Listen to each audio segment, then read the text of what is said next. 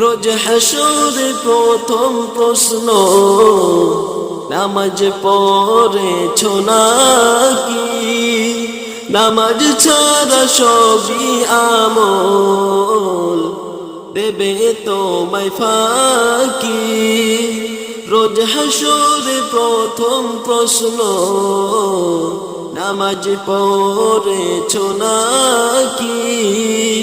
নামাজ ছাড়া সবই আমল দেবে তোমায় ফাঁকি।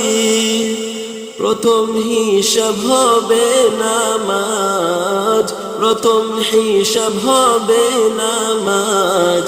হাদিসে তেরায়